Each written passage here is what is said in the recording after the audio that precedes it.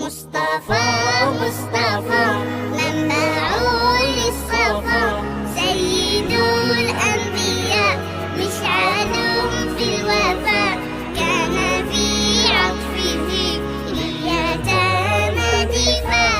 مصطفى مصطفى منبع للصفا، سيد الأنبياء مشعل في الوفاء، كان في عطفه لليتامى دفاع.